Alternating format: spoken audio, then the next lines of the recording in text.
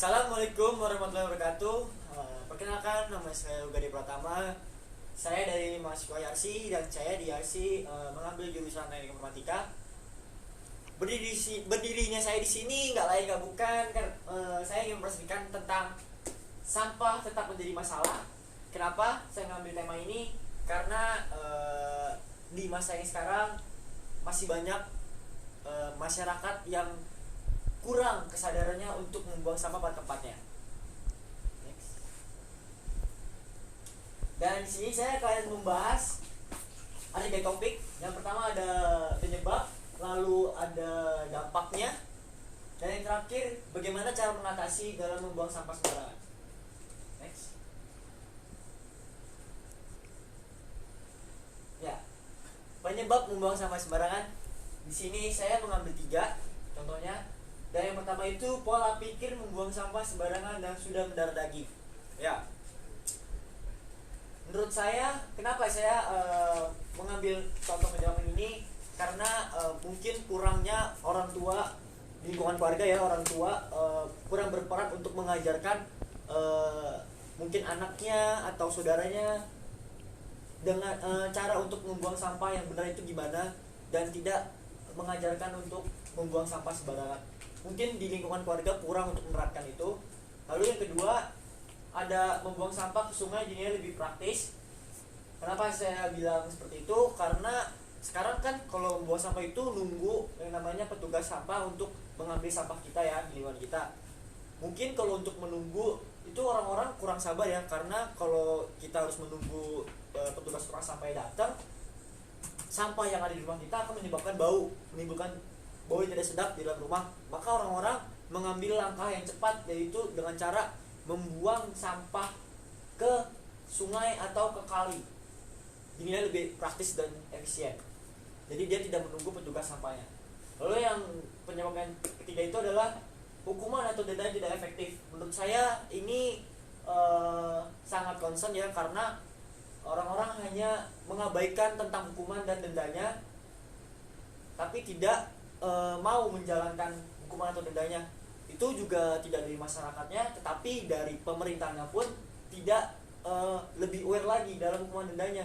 Jadi dia cuma menaruh spanduk hukuman denda, tapi mungkin berjalan cuma seminggu atau 2 minggu, setelahnya ya sudah hilang aja.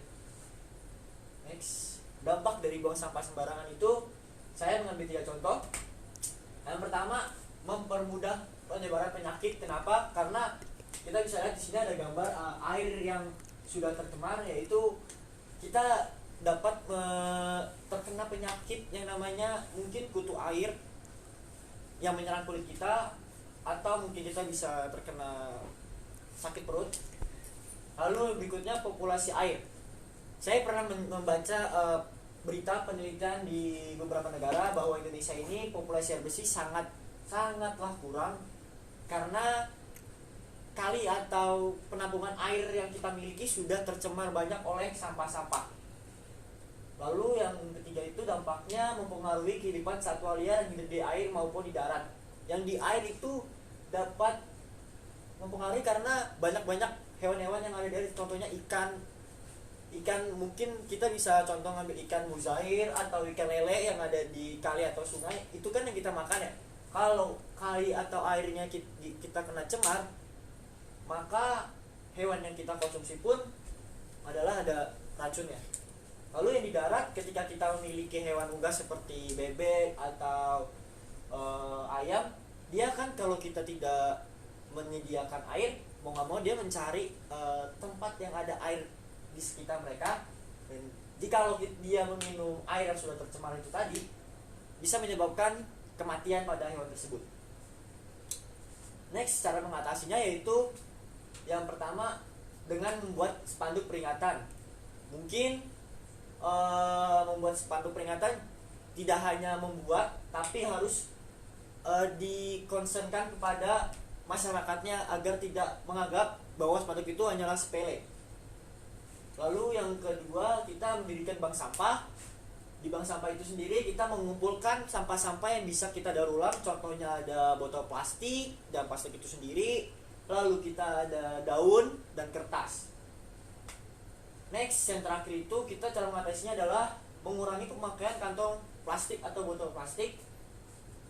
Untuk saat ini di Indonesia sudah melakukan ini, tapi dari beberapa supermarket atau pedagang-pedagang di Indonesia ini masih beberapa yang memakai kantong plastik atau botol plastik. Menurut saya ini harus diperhatikan lagi agar bisa ditekankan angka penggunaan plastik.